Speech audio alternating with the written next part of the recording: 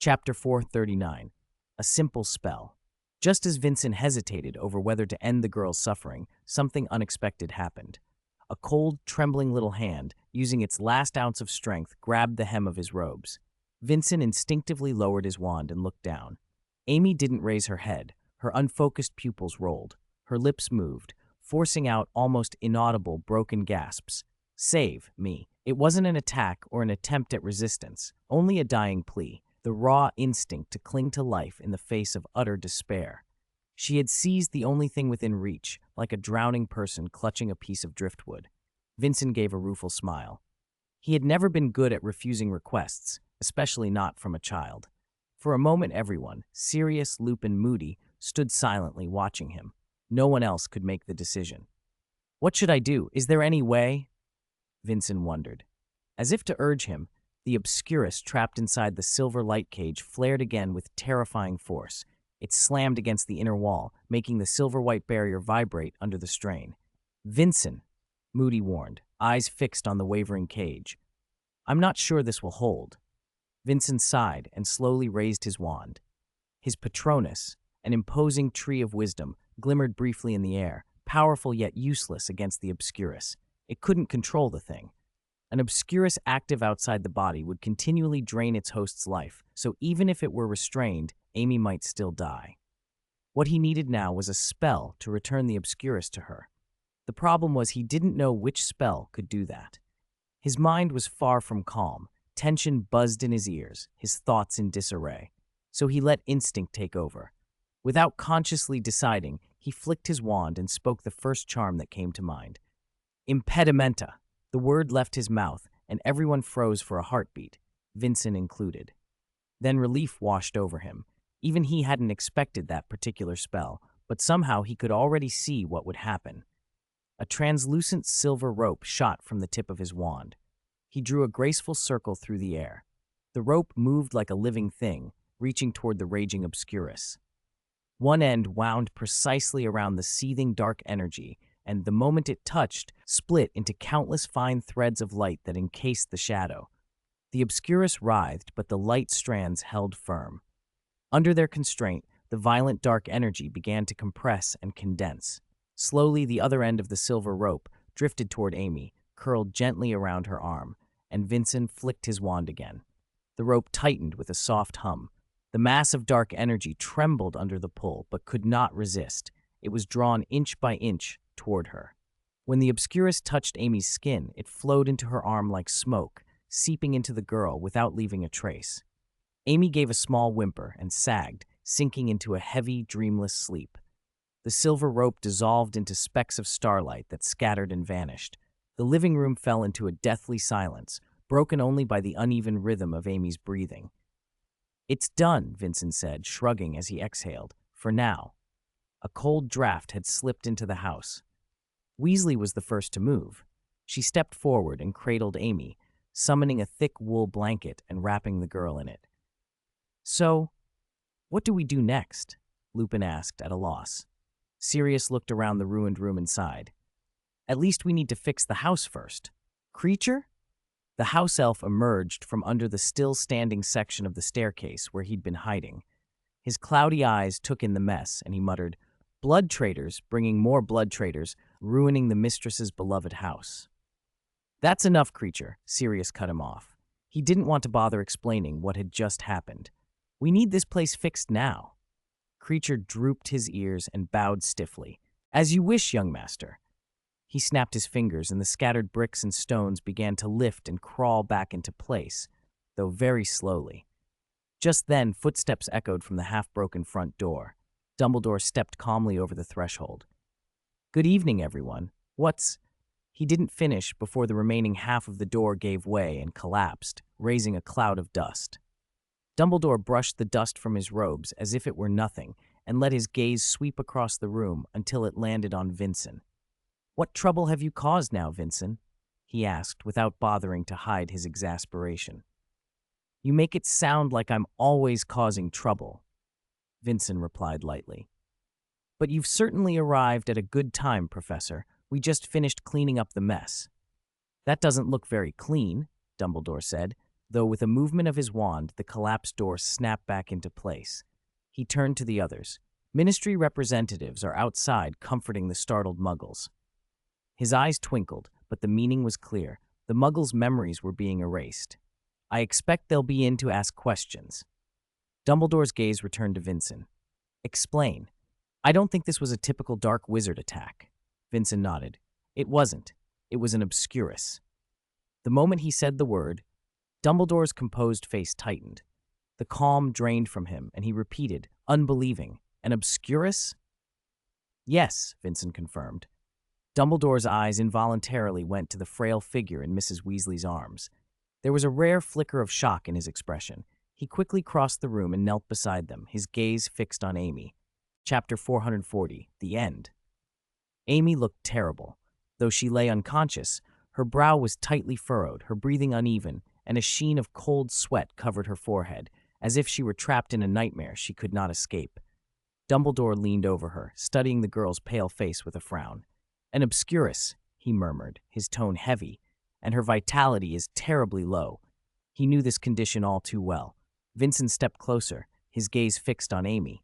How much time does she have? He asked simply. A blunt, cruel question. Dumbledore straightened. If nothing is done, he said softly, perhaps a few days, maybe a few weeks. Vincent nodded. That estimate was within his expectations, longer than he had feared even. Still, Amy's life flickered like a candle in the wind. We should talk somewhere else, Dumbledore said, looking around the ruined living room. Cold wind howled through the broken panes. Lupin and Tonks exchanged a look, and Lupin stepped forward. We'll go outside to deal with the people from the Ministry. Do we tell them the truth? Dumbledore glanced at Vincent. Vincent shrugged. Say it was a dark wizard attack, Dumbledore decided. They should find traces of the dark arts here. I will go and speak to Fudge myself. They moved back into the dining room. Luckily, the obscurus's damage had not reached this area. Mrs. Weasley immediately lit the fire and settled Amy on the nearest sofa. Vincent then recounted everything to Dumbledore, the capture of Bellatrix, the emergence of the obscurus, and how he had used a spell to force the obscurus back into Amy's body. The tale sounded incredible and gave Dumbledore pause. Are you saying you used a full body bind curse? He asked, studying Vincent. It wasn't resolved, Vincent replied, looking at Amy. I only forced the obscurus back into its host. If you want a true cure, you know better than I do how it is done. Love, Dumbledore said softly. It is the only power that can save an obscurus. That sounds ethereal, Vincent replied. He did not disagree. Strong emotion could indeed stir unexpected magic, especially in wizards. He nodded. Anyway, Dumbledore added, inclining his head to Vincent, congratulations. Vincent, his forbidden spell had broken through a bottleneck. The ropes he could now summon were more than mere cords. Resealing the obscurus into Amy had been proof of that, though how far the spell's potential reached would require further testing. Mrs. Weasley stroked Amy's forehead and looked up, worry etched on her face. What can we do for this poor child? Should we send her to St. Mungo's? A hospital might not be able to help. Vincent rose from the sofa and stretched. First, we need to keep her alive. She needs to replenish her vitality, Dumbledore said. Every outburst of the obscurus drains her life force. That will likely require special potions. Potions? Mrs. Weasley asked. Which ones? Vincent stroked his chin. The solution was straightforward. Replace what she had lost. He reached into the inner pocket of his robe and pulled out a square wooden block about the size of a quarter of his palm. He tossed it onto an empty spot. The block unfurled and expanded the instant it hit the table, blossoming into a wooden cabinet taller than Vincent himself, carved with intricate magical runes. It was a potion cabinet. Vincent opened it, revealing an array of gleaming bottles and jars, crystal vials and glass phials arranged neatly, each fluid within shimmering with its own hue. Let's try the restorative tonics, he said. He selected a dozen different potions and set them on the table. Dumbledore's attention was immediately caught by one bottle in particular, a golden potion that seemed to glow from within. He picked it up and examined it closely, curiosity in his eyes. I have never seen a potion like this, he admitted. A potion unfamiliar even to Dumbledore was rare indeed. That only deepened everyone's interest. It might help Amy, Vincent said. It was his own formulation, a vitality tonic. He had adapted the original recipe and added a new ingredient, the fruit of the Wicca. He'd tested it himself. The results had been remarkable. The tonic had given him a palpable sense of vitality, almost as if it were life force itself. "The flow of magic in this is very active," Dumbledore said, setting the bottle down with a tone of certainty. "It will work." Mrs. Weasley let out a relieved breath at his words. Dumbledore's judgment was a comfort. "Poor thing," she whispered, wrapping the blanket tighter around Amy. "She has so much to suffer through yet." "I paid attention to the taste," Vincent added. "These potions have been improved. They taste quite good." Mr. Weasley, who had just come in from tending the fire, remarked dryly, "The effect matters more than the taste." "It seems you favor Snape's philosophy," Vincent replied, teasing. Mr. Weasley protested, but smiled despite himself. For the next while, Vincent remained to help the others repair the house, while Mrs. Weasley stayed by Amy's side. The repairs proceeded slowly, far slower than normal. The Obscurus's lingering effects had hampered the restoration. Creature's earlier sluggishness had not been indolence, but the result of the same damage. About 15 minutes later, Sirius and Tonks returned with Fudge. The surrounding Muggles had been dealt with, and the Muggle-repelling charm re-established. Fudge surveyed the scene, dabbed at his brow with a handkerchief, and muttered, Was this really a dark wizard attack? The magical residue here is very strong." Chapter 441, Handling It. "Cornelius," Dumbledore interrupted gently, "with your experience, can't you tell what happened here?" Fudge let out a heavy sigh. Of course he could tell. The lingering aura of the dark arts was plain enough. But there was a problem. No dark wizards had been found at the scene, and there wasn't a single corpse. That was simply not normal. To avoid drawing more attention, Vincent and the others had concealed the existence of the Obscurus. Fudge, for his part, accepted the case as an ordinary dark wizard attack. Perhaps because of Dumbledore's intervention, the Ministry wrapped up its investigation quickly. By that evening, the Black family's ancestral home had been mostly repaired. Unfortunately, the place could no longer serve as one of the Order of the Phoenix's strongholds. There were other options, casting a Fidelius charm on the house, for example, and everyone agreed quickly. Dumbledore was named Secret Keeper without question. As long as he lived, the place would be safe. After dinner, Amy finally woke from her deep sleep.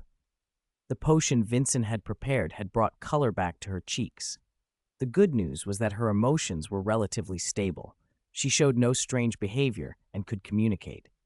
The bad news was that she was almost only willing to interact with Vincent. To avoid upsetting her, everyone tacitly avoided mentioning anything about magic, fearing the Obscurus inside her might flare up again. Amy was in an extremely fragile state, and Vincent was especially careful in how he approached her. "Is your name Amy?" he would ask. She nodded. "Where are your parents?" She shook her head. "Can you speak?" She nodded. That was about it. Vincent felt a headache coming on. Beyond a few simple answers, Amy answered almost nothing. She was an inscrutable child. Information about her past would have to wait on investigation. Dumbledore, however, reassured them that the Order had ways of finding out. It would take time. The immediate problem was who would take care of her. When the question was raised, every eye turned to Vincent. He looked as surprised as anyone. He didn't consider himself fit to be a nanny. Before he could protest, Dumbledore stood and said quietly, "Vincent, we should speak alone. Come outside." He gestured and walked out. Vincent followed. They crossed the courtyard. Night had turned the air cold. Fine snow began to fall again, dusting the ground in white. "You know why I asked you out here," Dumbledore said, his breath misting in the cold. "About the Obscurus?" Vincent asked. Dumbledore nodded. "I hope you understand its danger." "I have no disrespect," Vincent replied calmly against the wind. "If I hadn't been here today, that Obscurus could have destroyed everything nearby. Flower, even you, I fear, might have had difficulty stopping it." Dumbledore made no argument. An Obscurus was a dangerous thing, tricky, unpredictable. Its power far exceeds most people's imagination. If one were to fully erupt, it could level a city. He looked out through the falling snow. There was once a person who tried to control an Obscurus, intending to use its power. "Let me guess, their end wasn't good," Vincent said simply. "Yes." Dumbledore brushed snow from his shoulders and did not press the memory further. "In short, Do not try to wield an obscurus. Vincent smiled faintly. That offers me no advantage, Professor. You know me. He had never wanted power or trouble. He wanted things to proceed smoothly. Mastering an obscurus held no benefit for him. Dumbledore's smile was gentle. I thought you might say that. It explained in part why he trusted Vincent. Vincent peered back through the window into the house and saw Amy's small figure. What do you plan to do with her? Will she go to Hogwarts? Dumbledore shook his head. Hogwarts would be ideal in time, but not yet. The school only accepts children who are 11, and obscurials are not easily settled. Sending her in too early could do more harm than good. Your headmaster, surely you could make an exception, Vincent said. Rules exist for a reason, Dumbledore replied, and this is not a matter to be rushed. Then what? An orphanage? Vincent raised an eyebrow at the absurdity of that thought. They could not simply abandon the child, especially one who was essentially a ticking bomb. As for Amy's parents, Bellatrix was hardly likely to have spared them. Their survival seemed unlikely. Dumbledore hesitated, then sighed. I know someone. He has been researching obscurials. He may be able to help. Vincent picked up on a note of uncertainty in Dumbledore's voice. Is he reliable? Probably, Dumbledore admitted, but obscurials haven't appeared for many years. His work may be largely theoretical. I'm not certain. Leave it to you, Vincent said decisively, stepping back inside. He trusted Dumbledore. If the plan failed, he could make other arrangements himself. It would only be inconvenient. Dumbledore watched him go and shook his head ever so slightly. Well, we'll try it first, he thought. 444, Disguised Magus. Chapter 442, The Metamorph Magus. Amy stayed the night at number 12, Grimmauld Place for the time being. Early the next morning, when Vincent arrived, Dumbledore and Remus Lupin were on the sofa talking in low voices, while Sirius Black flipped through a newspaper nearby. Amy sat quietly at the dining table eating breakfast, watched over by Tonks. When she saw Vincent enter, Tonks walked straight over. I looked after her all night, she said softly. The child's covered in injuries. I thought as much, Vincent replied, eyes on Amy. He had noticed before and had even left some potions specifically for treating scars. Old wounds and new, whip marks, burns, even bite marks, Tonks murmured. Like something bit her. Vincent fell silent. It was distressingly plausible that Bellatrix had pushed at the obscurus inside the child by every cruel means she could find. A rasping, cheerful voice from the doorway broke the tension. Morning, everyone. Took me all night to sort those bothersome matters. Hey, Sirius, how are you? Sirius looked up from his paper. You too, Mundungus. And don't get any ideas about anything in this house. Vincent recognized Mundungus Fletcher immediately. Order member, informant, petty thief with a long list of black market contacts. His appearance in the house was unsurprising. His reliability was another matter. Mundungus shuffled closer, plucking a roll of parchment from his filthy coat. I'm just here to report, he muttered. In case I forgot, I wrote all the names down. Bellatrix hasn't been idle. She's been meeting a lot of people. Dumbledore rose and took the crumpled list, scanning it quickly. Thank you, Mundungus. This is very useful. Do you know what she's been doing with them? Mundungus grinned, fishing the stub of a cigarette from his pocket. Couldn't dig up everything in one night, unless there's a reward. He broke off, coughing a laugh. It's best not to smoke around the child, Vincent said quietly. Mundungus's eyes flicked toward the dining table. He'd not noticed Amy before. Sorry. He tucked the cigarette away and, as if embarrassed, added, Whose child is this? Is she yours, Sirius? Never heard tell of her. Sirius's glance was flat. What do you think? Mundungus chuckled and waved a hand. Just joking, just joking. He hesitated then, as if remembering, began rummaging in his pockets. After a fumbling search, he produced a folded scrap of paper. Found it in the rubbish bin, he said, handing it to Dumbledore. Looks like some muggle thing, probably not important. Dumbledore smoothed the paper open. Is that all? He asked. Yes, that's all, Mundungus replied too quickly.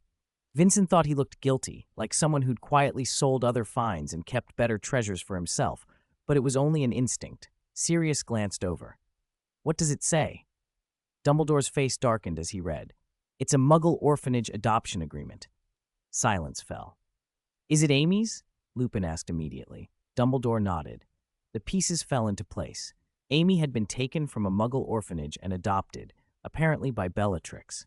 For a wizard with the will to disguise a child's removal, it was not difficult to imagine the process. For Bellatrix, it was merely another crime.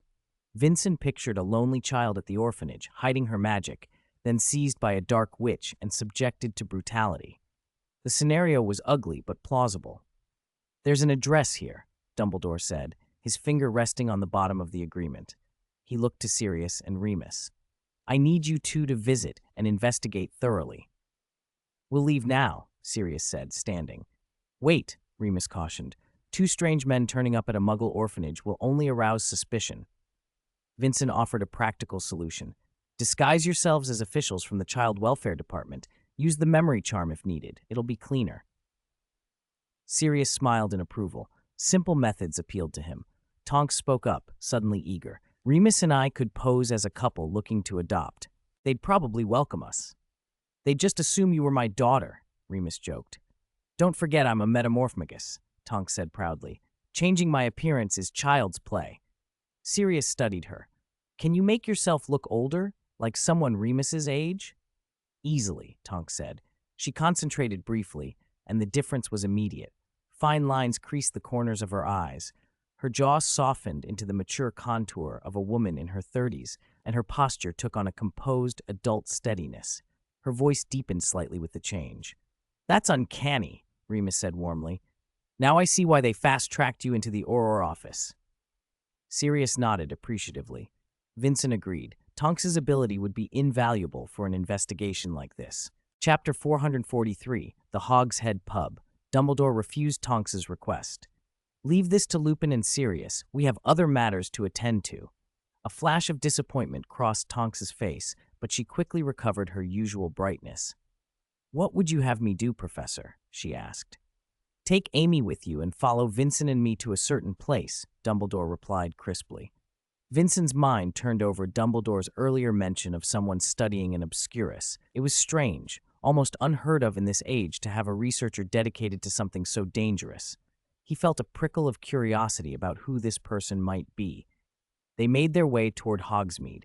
Even with snow still clinging to the roofs after Christmas, the village bustled. Vincent glanced at Dumbledore. "So our target is here?" "Yes," Dumbledore said, his expression guarded. "I don't know if he'll be glad to see us." "A coup," Amy sneezed. Tonks bent down at once, worry softening her face, and touched the child's reddened cheek. Because they had spent the night together, Amy didn't pull back. She leaned closer to Tonks. "It's freezing out here. We should find somewhere warm," Tonks said, and with a quick flick of her wand, her scarf tightened and gave off a faint, comforting warmth. "You're right, Nymphadora. The place we're headed for is just ahead." Dumbledore led them off the main street, past the post office, and stopped in front of a shabby little pub. A faded sign creaked in the wind, the Hog's Head. Vincent knew the place well and had been there before. It reeked of cheap liquor and stale goat's milk, its tables sticky, its lighting dim. It was also the kind of spot where people who preferred to stay out of sight liked to meet. Still, Vincent didn't think Dumbledore was here to see ordinary patrons. The owner was Aberforth Dumbledore, likely the person they were after. "This is the meeting place?" Tonks said, surprised. She glanced at the hooded figures lingering near the entrance. "Is it proper to bring a child to a place like this?" "It isn't the sort of place for children," Vincent agreed. Dumbledore left clear footprints in the snow as he turned away from the front door. "We're not using the main entrance," he said, and led them down a narrow alley stacked with empty barrels. At the far end was an unremarkable wooden door. Dumbledore pushed it open. They passed a dim corridor and came into the Hog's Head's main room. Nothing had changed since Vincent's last visit. Low light, a muddled mix of smells, and the ugly mounted boar's head on the wall. Tonight the pub was quieter than usual. Only one patron sat in the corner, cloaked and dozing over a nearly untouched glass of mead, as if he had simply come in from the cold. Behind the bar, an unkempt man worked at wiping a mug with a rag almost as filthy as his clothes. When Dumbledore tapped the bar, the man lifted his head. Aberforth. His eyes, like Albus's, were a deep blue, and he scanned the newcomers with a scowl. "I suggest you use the front door," he grunted. "Good morning, Aberforth," Albus said gently. "I hope we haven't inconvenienced you." Aberforth muttered something under his breath. Vincent caught fragments about having only one guest and people who caused trouble. I might need your help with something, Albus said calmly. I thought as much. Aberforth threw the rag down and glared. You don't come here for nothing. Tonks leaned close to Vincent and murmured, He seems difficult. I agree. Aberforth looked in their direction, and when his eyes fell on Amy, he hesitated for a second, then turned back to Albus, expectant. Tonks drew Amy closer until the little girl nearly hid behind her. Aberforth waved a hand as if brushing an annoyance away. Enough chatter. Get to the point, he said gruffly. You want me to hide someone? Dig up information? Which is it? At that moment, the corner stool scraped loudly. The cloaked patron started awake, and everyone's eyes turned to him. He glanced up, saw Albus among the watchers, and visibly flinched. Without waiting, he shoved a few silver sickles onto the table, tightened his cloak, and bolted for the door as if afraid someone would follow. Clearly, he had something to hide. Aberforth watched the still swinging door, clicked his tongue, and then lashed out at Dumbledore with his usual bluntness. You've scared off my only customer. He could have ordered at least 2 more goat's milks. Albus ignored the complaint and signaled Tonks forward.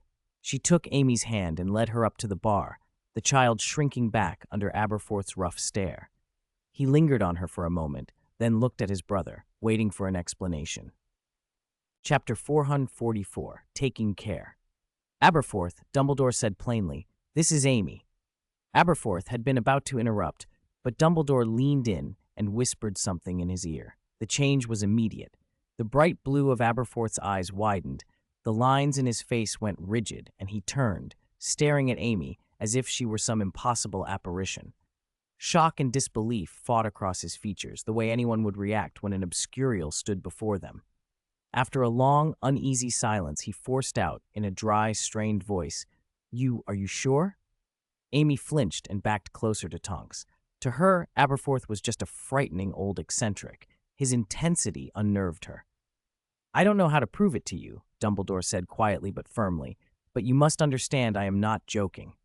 When an obscurial isn't erupting, the host looks like any ordinary person, and the obscurus that lives inside is rarely, if ever, under the host's control. If they tried to test the phenomenon right there in the hog's head, the pub would not survive the demonstration. That power could not be safely toyed with. Aberforth's beard twitched. He lowered his eyes and asked slowly, So, what do you want me to do? There was impatience in his tone, and something almost accusing in it. You used to study obscuruses, didn't you? Dumbledore asked. At the question, Aberforth stepped out from behind the bar and leaned on a nearby table, his gaze sharpening. You investigated me? Not at all, Dumbledore replied. I only heard someone mention it. Wizards who study such things are rare. Aberforth fell silent, then sighed. What do you think it was? I stopped doing that a long time ago. And don't compare me to you, he added, a touch bitter. You're Albus Dumbledore, headmaster of Hogwarts, one of the greatest wizards alive. You can take on difficult, dangerous research. I can barely keep a pub afloat. Faced with an obscurus, there's nothing I could do. Vincent listened quietly. Dumbledore clearly believed Aberforth could play a role in Amy's care, but watching Aberforth now, it seemed unlikely. Even if he had the means, he didn't appear willing. Vincent looked at Amy. He could, for the moment, control the obscurus within her himself. It was troublesome and temporary, and even with the potion that kept her alive, as long as the obscurus remained, how long she would survive was uncertain. Perhaps sensing his thoughts, Amy lifted her head, shook it slightly, and murmured, It's all right. Vincent was a little surprised. That sounded like the first time he'd heard her speak. She wasn't entirely unaware of her plight. She likely knew how precarious her situation was. As for the obscurus, Dumbledore said, his voice hardening, I have no solution. You know that, Aberforth. Aberforth shrugged. How much longer can that child live? The question was blunt, almost callous. Vincent stepped forward half a pace and answered calmly, Few obscurials live past 10. With my help, she might have a few more years. I can forcibly suppress the obscurus when it flares. Aberforth's eyes widened. You can suppress an obscurus? Yes, Vincent said softly, provided the obscurus doesn't keep growing. He sounded confident, not arrogant, making clear it wasn't a cure. He could hold it down. He could not eradicate it. If the Obscurus erupted fully, it would consume Amy, and that was beyond his power to stop. Dumbledore nodded. Vincent's not lying. For the first time, Aberforth really looked at Vincent, as if noticing him properly. They had no history beyond occasional sightings in crowds. Vincent met the scrutiny evenly. "I'm Adrian Wisen," he said, "a professor at Hogwarts. Call me Vincent."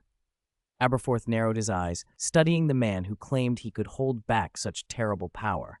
Vincent's composure and mature bearing seemed out of step with his age. "So what else do you need from me?" Aberforth asked, puzzled. "If this Professor Vincent can suppress the Obscurus." "That's only temporary," Dumbledore cut in. "Aberforth, I know you have ways of caring for an Obscurial. I want you to look after Amy for a while." "You're mad," Aberforth snapped. "Look at this place. There isn't even a proper bed. This isn't a place to look after a child." Vincent agreed inwardly. The Hogshead was hardly ideal. No one was obliged to take on a child like this, least of all Aberforth. If responsibility had to fall on someone, it rested more naturally with Vincent. He had saved Amy, after all, but Dumbledore had his reasons.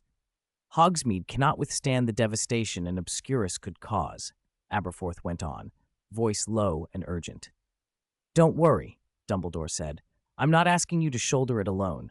I have trusted acquaintances in Hogsmeade who will manage her day-to-day needs. For reasons of safety and secrecy, she must remain here for the moment.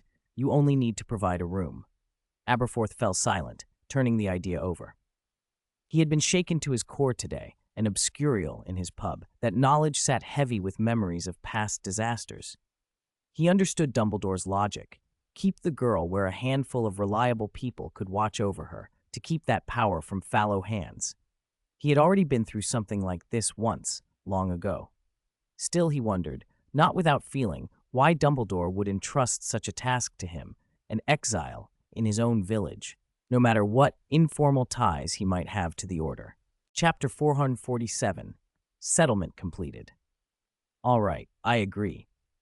Aberforth finally relented. "However, it's best to ask the girl herself." He turned to Amy and softened his voice. "Would you like to live here, little one?" Fear flashed across Amy's face, which was understandable. The suddenness of being dragged to a strange place and told to move in, plus the Hog's Head was shabby and grimy. Vincent was about to step in and help her refuse, but Amy surprised him by slowly nodding. "Thank you," she said, her voice barely a whisper, fragile with timidity. Vincent felt the words of protest die on his tongue. He watched Amy stare at a stain on the floor, and a small smile of relief spread across his face. The child was brave in her own way. Perhaps she didn't want to be a burden. Since she wanted it, he wouldn't stop her. "Then it's settled," Tonks clapped, her cheerful tone instantly dispelling the heavy atmosphere. "I'll come see you often, Amy." She grinned and mussed the girl's golden hair, leaving it even more untidy. Tonks finally relaxed. "Thank you for your trouble," Dumbledore said with a tired smile. Aberforth waved a hand, bent, and hauled a dusty broom from under the counter. "It's only shelter," he muttered, eyes sweeping over Amy's small frame. "Mind you, I only have one spare room, and it needs a proper clean before you move in." He knew the pub's cleanliness better than anyone. "Leave it to me," Tonks declared, springing up. "My scouring charm is excellent." She took Amy and headed for the dark stairs to the second floor. "The room's on your left," Aberforth called up. For a moment, only Vincent, Dumbledore, and Aberforth remained in the main room of the pub. Aberforth went back behind the bar and sat. "Now," he said gruffly, "tell me about that child again. Give me more detail." Vincent recounted everything that had happened in the old black house, including his suspicion that Amy might be an Obscurial. Aberforth listened in silence, fingers pressing the grooves of his wooden beer mug. When Vincent finished, heaved a heavy sigh. "I didn't expect such things to still exist in this age," Aberforth said, voice low. "It's tied to those Death Eaters," Vincent replied. "There's a reason that power attracted the attention of two Dark Lords." Dumbledore shifted his shoulders. "Even if it's unstable, it drew their greed." "Two Dark Lords?" Vincent blinked. Aberforth snorted. "Grindelwald," he said, disgust plain on his face. "He, too, tried to harness an Obscurus as a weapon. Fortunately, he failed." Vincent knew the name Gellert Grindelwald, but this was the first time he had heard of that attempt. Dumbledore cut the topic short. "That's not something to dwell on," he said, deliberately closing the conversation. Footsteps creaked on the stairs. Tonks returned with Amy. The girl's hair was still dusted with cobwebs. That room was filthy, Tonks complained, waving a hand. The sheets need changing. And, she pressed Amy's shoulder gently, you'll need some clean clothes. I'll have someone prepare them, Dumbledore said kindly, offering Amy a small smile. Everything will be ready by tomorrow morning. With that, the matter of Amy's immediate care was settled. Oh, and for safety, Vincent added, we should take some precautions against the obscurus. He drew his wand, tapped Amy's slender wrist, and murmured an incantation. A silver light welled from the wand, coiling until it solidified into a silvery rope-like bracelet that snugly rested on her wrist. Amy turned her hand over in bewilderment. What is that? Aberforth asked. Dumbledore watched thoughtfully. Insurance, Vincent explained. If an obscurus erupts again, this bracelet can suppress it and protect those nearby. A single bracelet can do that? Aberforth's skepticism was obvious. It can, Vincent said, confident. But note this, it can only be used once. He turned serious and addressed Aberforth. If the bracelet is triggered, write to me immediately. I'll make another. Aberforth, still doubtful, touched the silver band with his rough fingers. Understanding flickered across his face. If only they'd had something like this before, he murmured to himself, glancing at Amy. With arrangements made, Vincent apparated back to Grimmauld Place number 12. Amy and Tonks stayed at the Hog's Head, and Dumbledore went to contact friends in Hogsmeade. When Vincent returned to the dining room, Sirius and Lupin were already there, sitting at the table. Vincent, how is Amy? Sirius asked around a dry piece of bread. Dumbledore's letting her stay in Hogsmeade for now, Vincent replied simply. She's settled. Is that really all right? Lupin asked, worry shading his voice. Don't worry, Vincent said. She's at the Hog's Head. It's safe enough. Lupin's worry deepened. He knew the place and its owner well, from his wandering days as a werewolf. Vincent took a chair and sat. Have you found Amy's parents or any original guardians? He asked.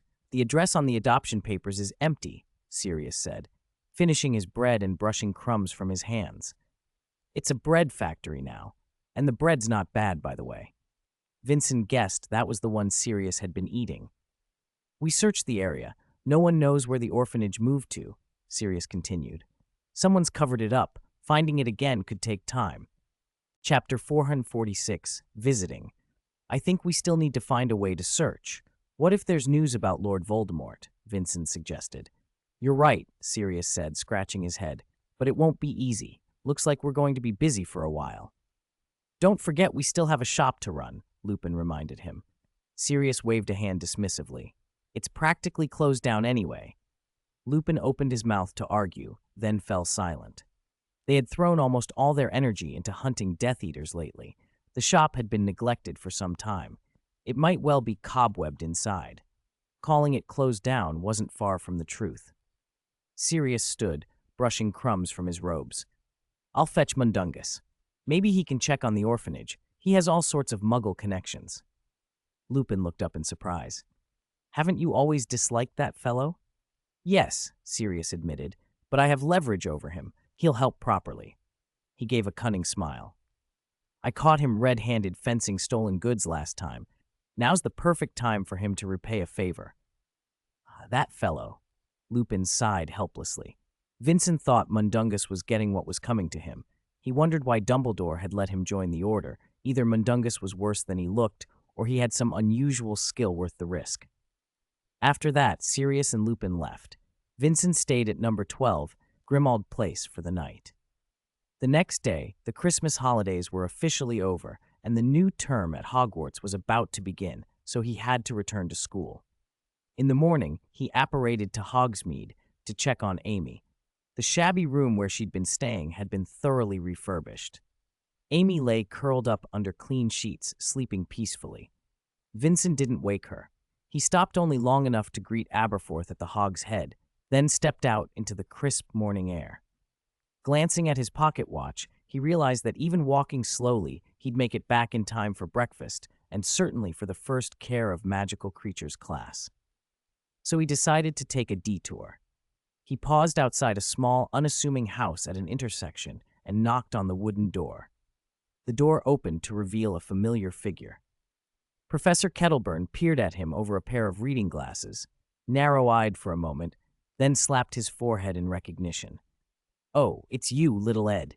His booming voice carried a hint of delight. "Come in, child. I was just about to brew a pot of hot tea." Inside, the fire drove the chill away. The cottage was simply furnished: a crackling hearth, several dragon sketches on the walls, a half slice of buttered bread, and a bowl of pumpkin porridge left on an oak table, and a cluster of ribbons in the corner, likely leftovers from Christmas. Kettleburn settled Vincent at the table and brought over a pot of tea. A faint minty scent rose as he poured. "What brings you by today?" he asked. "I was passing through Hogsmeade," Vincent said, accepting the cup. "I thought I'd stop and see how you're doing." "Retirement's dreadfully boring," Kettleburn replied, pouring himself tea. "I want some proper work, but—" he sighed, a note of loneliness undercutting the gruffness. "Lately, I can hardly see." "No wonder you're wearing glasses," Vincent said with concern. He'd noticed the change since his last visit. The professor's strength had dimmed a little. Kettleburn cocked his head and patted his prosthetic leg. "I know my own limits. I'm not what I was in my youth, but I can still get about." That was a relief. For an elderly man, Kettleburn still had plenty of spirit. "Tell me something interesting," the professor said, leaning back. "Has anything odd been happening? I hear things aren't peaceful. Dark wizards about. Is it true?" "It's not as dramatic as rumors make it," Vincent replied, and then told him everything he could: Amy's condition, what they knew and didn't know, and their efforts to track the Death Eater's movements. There was no point hiding it from Kettleburn. His experience made him level-headed rather than alarmist. An obscurus?" Kettleburn said quietly when Vincent described the symptoms. He only sighed with pity. "Poor child, I hope she can recover." "The child is very strong," Vincent said softly. Kettleburn nodded, thoughtful. "I'll visit her when I can," he promised. "Amy, you said? What's her surname?" "We're still investigating," Vincent answered. "We don't have much on her background, only that she's an orphan. Finding the orphanage where she came from might not change much for Amy herself." The main reason for digging was to trace the Death Eaters and Voldemort. Their activities were ceasing to be merely a wizarding problem. They were starting to affect the Muggle world as well. That was troubling. Muggles were changing rapidly with technology, and if the wizarding community didn't adapt, they risked being outpaced in many ways. They talked for a while longer about ordinary things before Vincent rose. "I should be going, Professor. I might miss breakfast at Hogwarts, but I have to make the first Care of Magical Creatures class." He gave a teasing wink. "I certainly won't be late for my own class, unlike someone else." Kettleburn roared with laughter, slapping the table.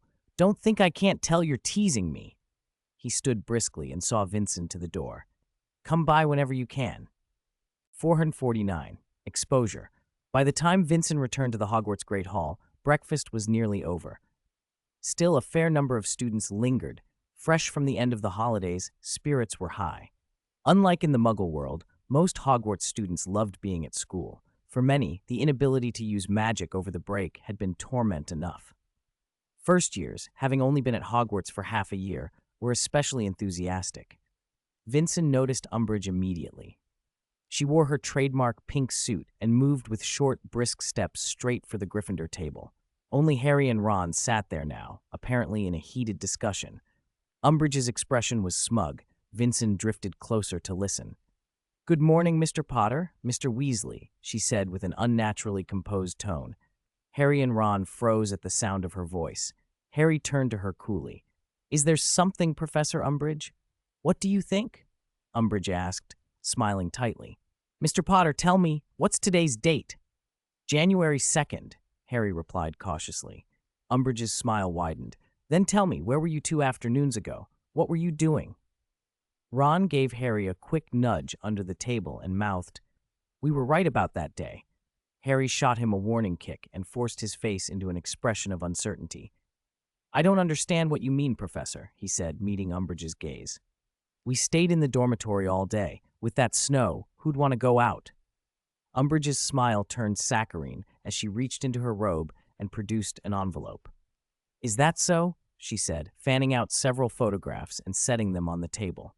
In the pictures, Umbridge stood in the middle of a Hogsmeade street, beaming at the camera. Behind her were Harry, Ron, and Hermione. Hermione was bent down, tying a scarf for a short figure, John. John's face was blurred and unclear in the photos. Ron's hands trembled as he looked. Harry felt a flash of anger and disbelief. Who takes secret photos of a few students breaking curfew and then parades them around the Great Hall? It was petty, vindictive behavior, not what a respectable professor should do. Still, rule-breaking was rule-breaking. Umbridge tapped at Harry in the photo. "Looks like conclusive evidence," she said. "Leaving school without permission during the holidays and with a first year to boot. I think that's more than enough for punishment." Ron went pale. Harry kept his face calm and, on impulse, lied. "We had Professor McGonagall's permission," he said. Ron stared at him in surprise. He didn't remember asking McGonagall either. Harry surprised himself with how steady his voice sounded. The thought of Umbridge made the lie feel almost easy. Umbridge's triumphant look faltered. "Oh?" she said, displeasure creeping across her face. "Is that so?" "Yes," Ron backed him up, now understanding Harry's plan. "Professor McGonagall agreed to let us go to Hogsmeade. You can ask her if you don't believe us." Umbridge's toad-like eyes flicked between them, measuring. Then Professor McGonagall's voice cut through the hall. "I couldn't help but overhear." Harry and Ron spun around. McGonagall stood beside them. Her smile was tight and not at all pleased. "I don't recall giving permission for you to leave school," she said slowly, the smile falling away. "Perhaps you can explain, Mr. Potter." Harry felt the last of his bluff collapse. He bowed his head. "I'm sorry, Professor," he said, contrite. Ron followed suit. Breakfast ended, and students began to file out for class.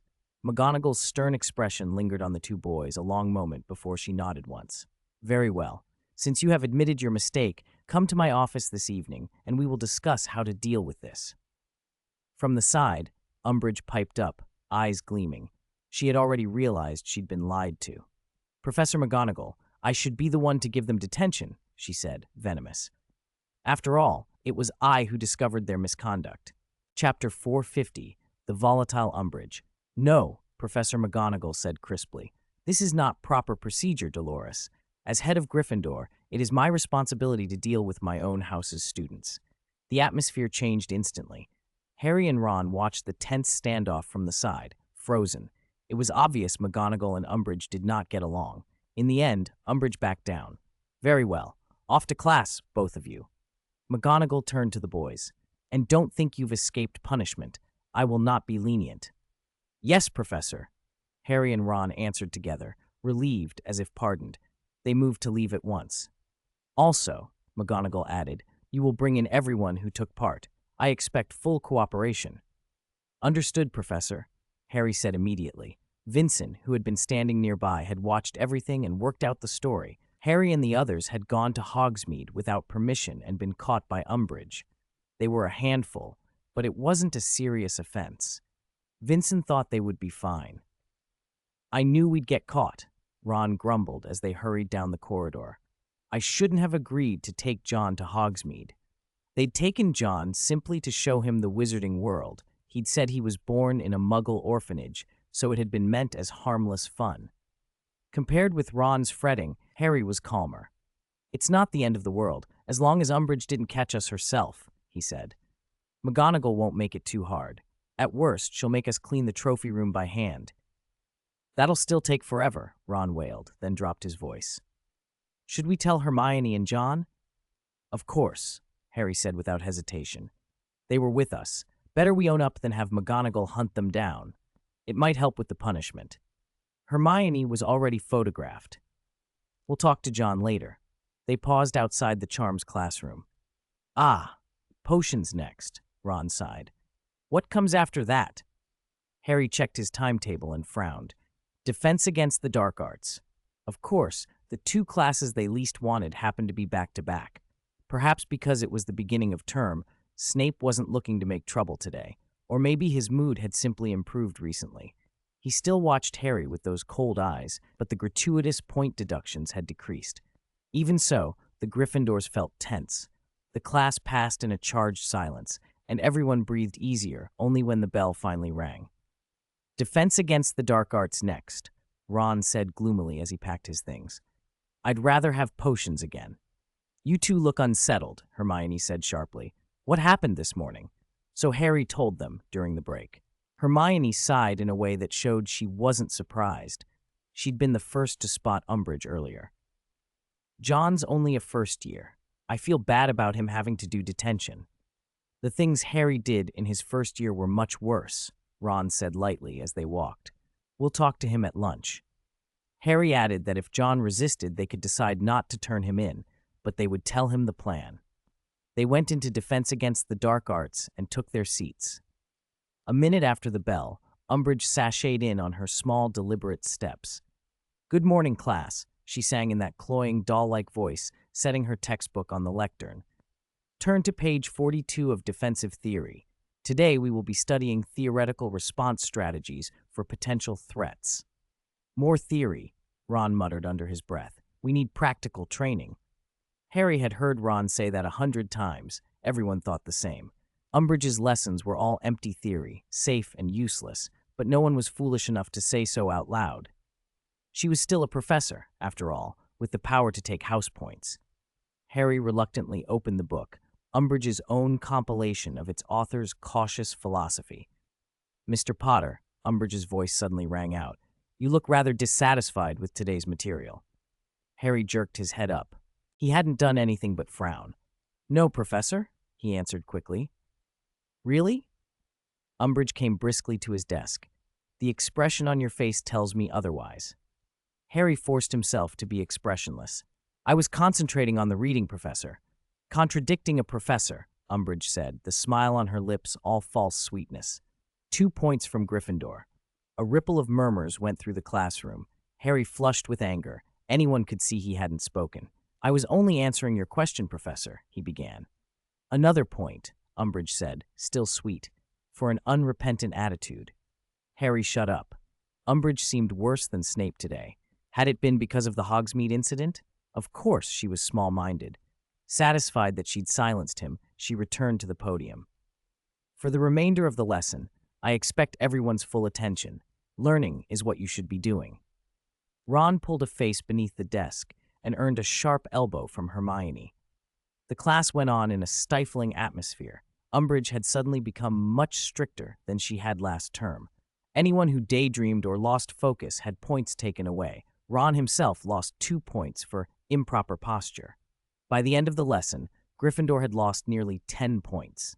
Hermione answered a few questions and gained back some, but Umbridge didn't only target Gryffindor.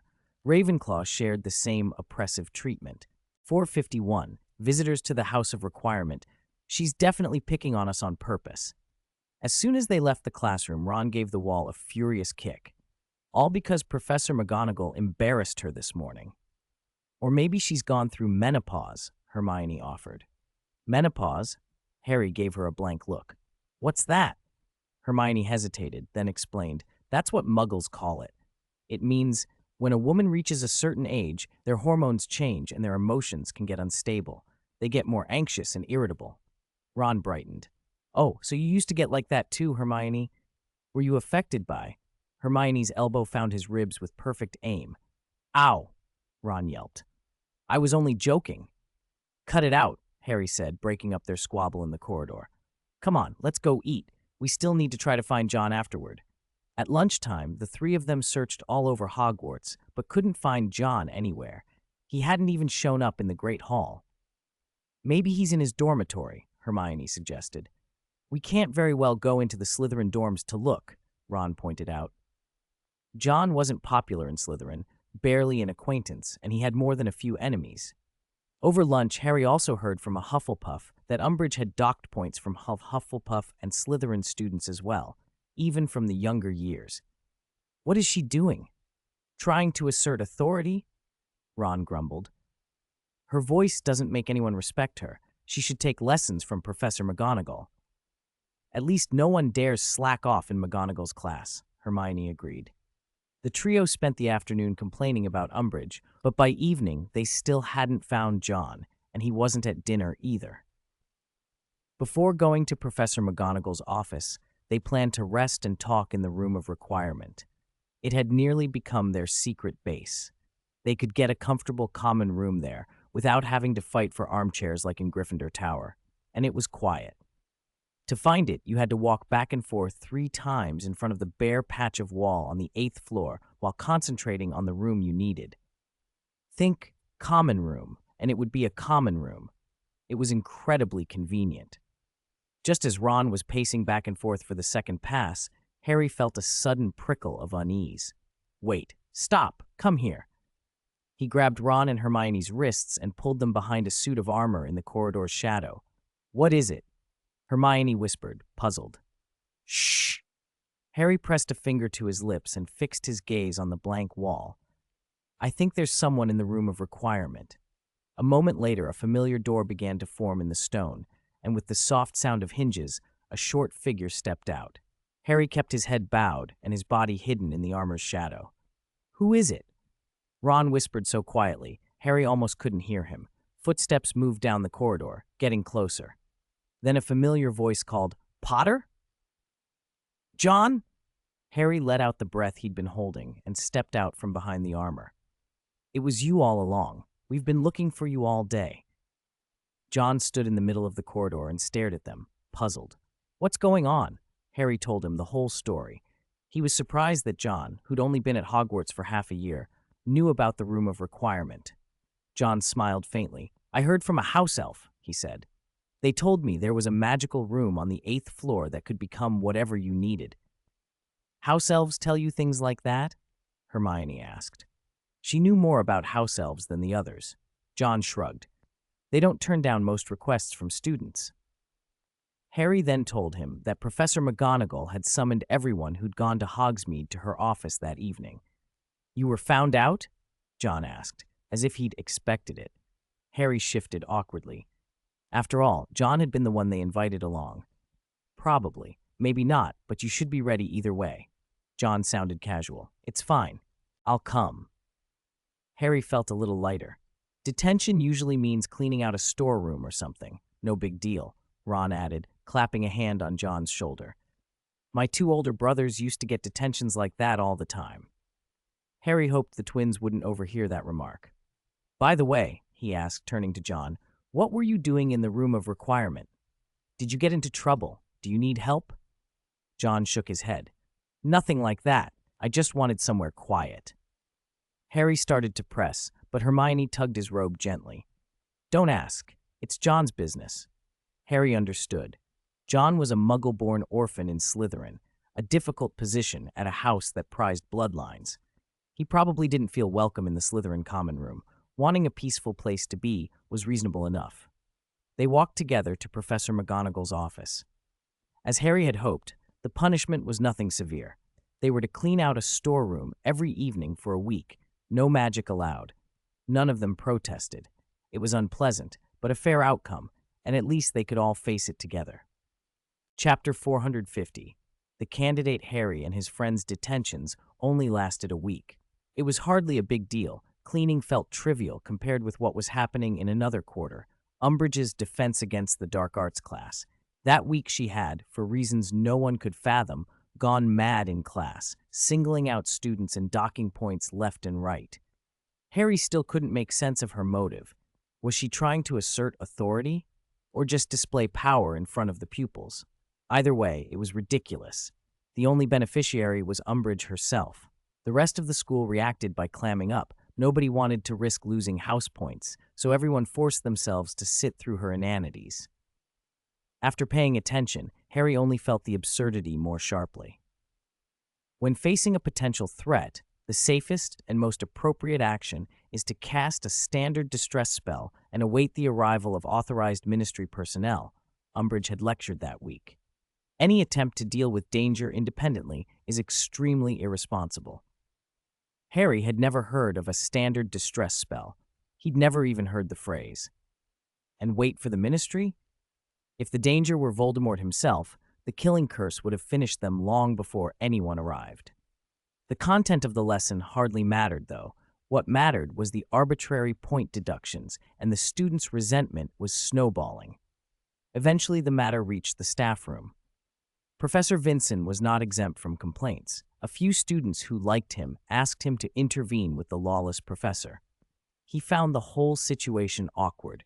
Teacher-student disputes weren't exactly his remit. That was Dumbledore's or McGonagall's concern. Still, late on a Saturday morning, he and McGonagall spoke about it over breakfast. McGonagall set down her teacup, her brows drawn tight. Umbridge is far too harsh with the students, she said. But, she added, it is within a professor's right to deduct points. Vincent had never heard McGonagall describe another teacher as strict and paused, stirring his coffee. So we just let her go on?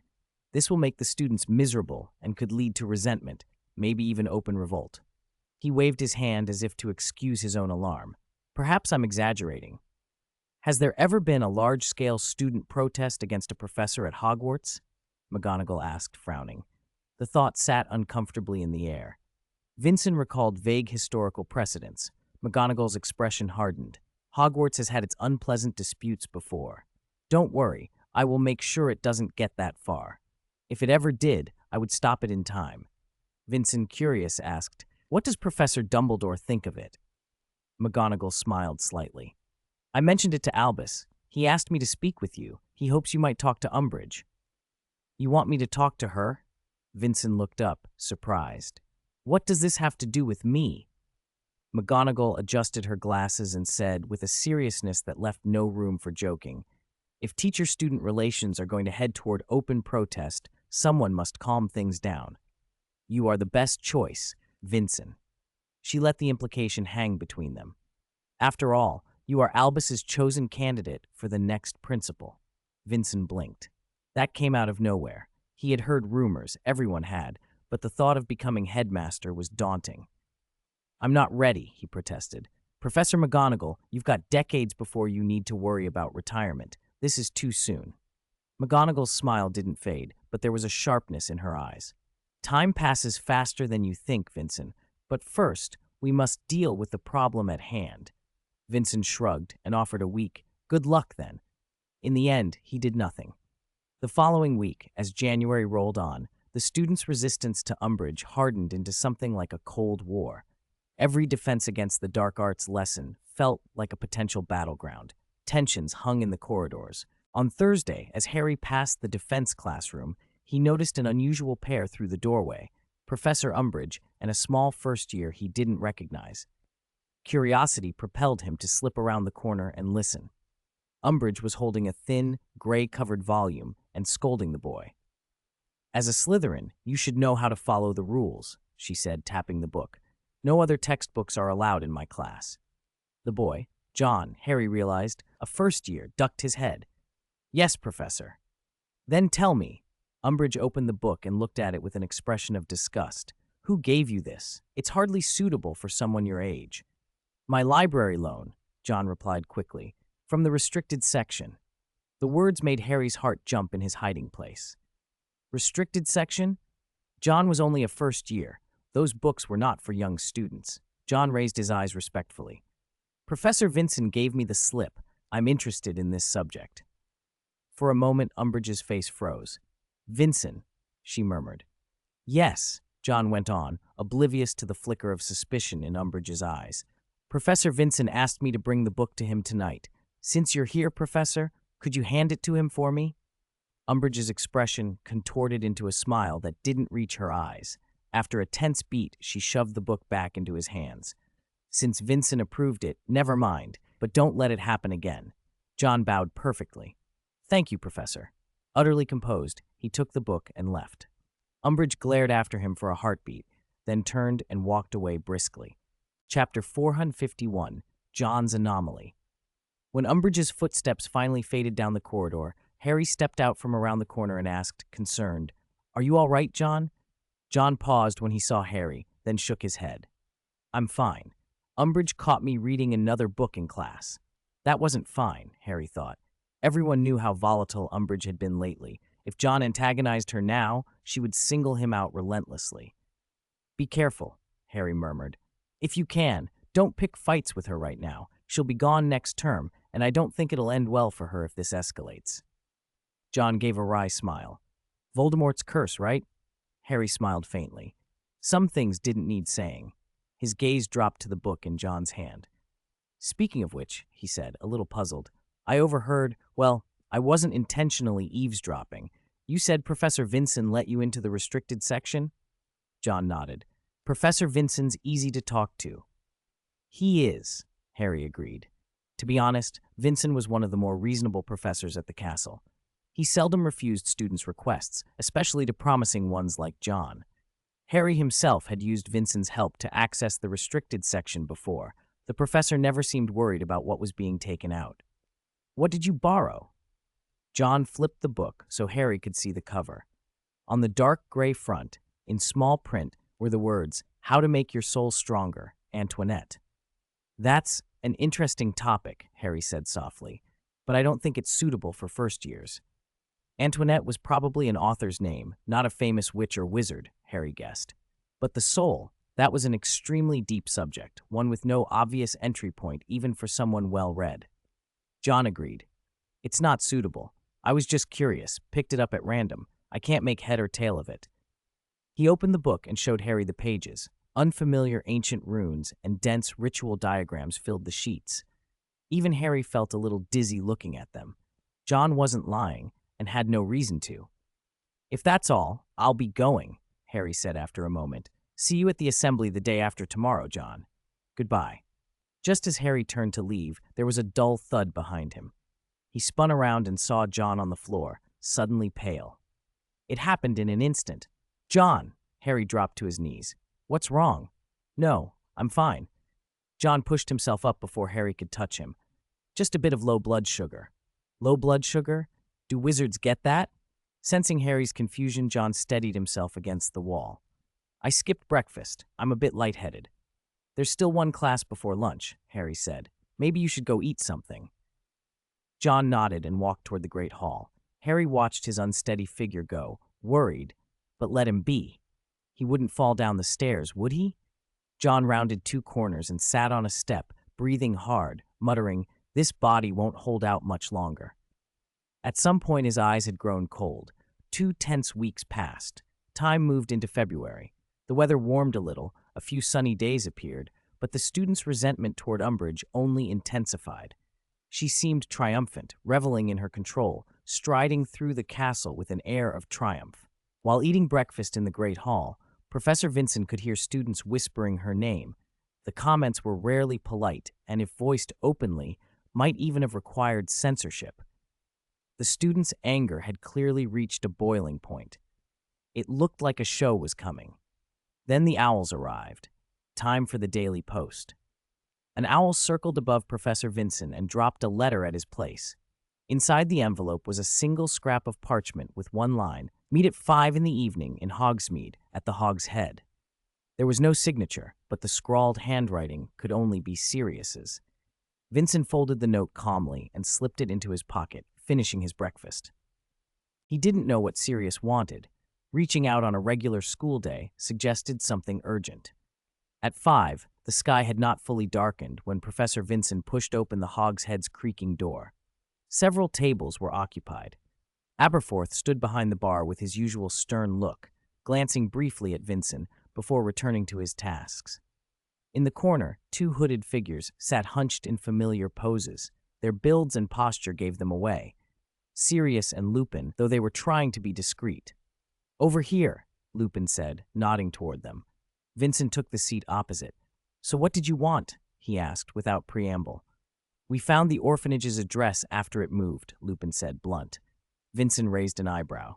That seemed like good news. He'd assumed it would take longer. That's good. Did you find anything about Amy? Lupin sighed and produced a worn file from his robe. Unfortunately, the woman in charge of the orphanage appears to have been under a memory charm. Her memories of that period are very unclear. Vinson's expression didn't change. That was to be expected, he said quietly. Not losing her life is already fortunate. At that moment, Sirius cut in. Mundungus went to a lot of trouble to find the place, so it should be right. After that, we searched their warehouse and office. Vinson smiled faintly. I suppose you didn't have their permission. Don't interrupt, Sirius waved him off. The important thing is we found this. He nodded toward the file folder in Lupin's hand. What is it? Vinson asked, leaning forward. Lupin opened the folder as he spoke. Some information. You'd better see for yourself. Vincent took a thick stack of yellowed papers. A quick glance showed a densely packed list of children, each with detailed notes. This is a complete record of every child at that orphanage, including those who were adopted, Lupin said. We've already filtered it. Start at the first page. That's the directory. Vincent's eyes fell on the top sheet. Names filled the page. He immediately noticed the most conspicuous entry in the center, circled in red ink, Amy Black. That must be Amy's full name, he murmured, looking at Sirius. Sirius threw up his hands. First off, let me say, this Amy has absolutely nothing to do with the noble house of Black. It's just a coincidence. Plenty of muggles have the surname Black. Oh. Vincent sounded unconcerned at first, but when Sirius pushed him toward the specific file, he went back to the papers. He found Amy Black's record. It showed she'd grown up in the orphanage. Her parents were unknown. She'd been adopted twice. The first adoption had been returned to the orphanage, the second by a married couple. Both spouses shared the surname Lestrange. Vincent's face tightened. Lestrange, that name meant Bellatrix. He set the documents down gently. So it's clear where she ended up, he said, trying for calm. But there's nothing else here that's particularly extraordinary.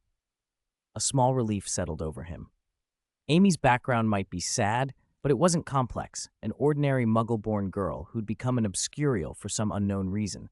The orphanage files wouldn't record that kind of thing. Wait, there's one more thing. Sirius leaned forward, lowering his voice. Is there a student named John Selwyn at Hogwarts? Vincent blinked. How do you know that name? Harry wrote to me, Sirius replied. He mentioned the boy. That explained it. Vincent nodded slowly. What about John? An uneasy feeling crept up Vincent's spine. He flipped back to the directory. Just above Amy Black's name, prominent on the list, was another entry, John Selwyn. Cold sweat prickled on Vincent's back. This couldn't be a coincidence. Even Sirius's expression had gone grave. I don't like to think it myself, Sirius said, but that child named John might be problematic. He only enrolled last year, didn't he? Vincent remembered John's strange behavior from earlier. Odd outbursts, petty manipulations, an unnerving way of seeming to be somewhere else. He berated himself for not seeing it sooner, but there had always been something that blurred his judgment around the boy, like a faulty lens. That kind of manipulation wasn't something a typical first year could pull off. I'm going back to Hogwarts, he announced, standing up. John's identity is sensitive. It needs proper investigation. Sirius and Lupin exchanged a look, both realizing the situation might be much worse than they'd thought. Be careful, Lupin warned. Tell Dumbledore first. Meanwhile, at Hogwarts, in Dolores Umbridge's unnaturally pink office, she was entertaining a guest. Mr. Selwyn, she said from behind her desk, looking at John, who sat perfectly still, I think you should know that the thing I cannot tolerate most is repeated disobedience. I'm sorry, Professor, John replied, keeping his posture impeccably proper as always. Umbridge read from her list, voice climbing with each accusation. Sleeping in class, openly disregarding a professor's instructions, reading books unrelated to the lesson, frequently zoning out and daydreaming. Mr. Selwyn, these behaviors are a severe breach of classroom discipline. I'm sorry, John said again, sincere and unembellished. His practiced contrition stoked a fresh vein of anger in Umbridge. She understood the type. Outwardly compliant, inwardly smug. He would apologize, continue to flout rules, and do it with that same meek smile.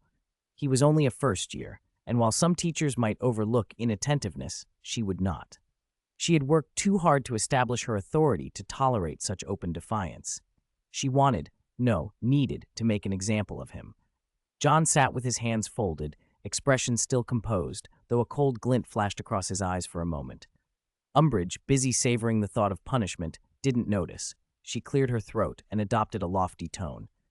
Given your incorrigibility, Mr. Selwyn, I believe special measures are necessary.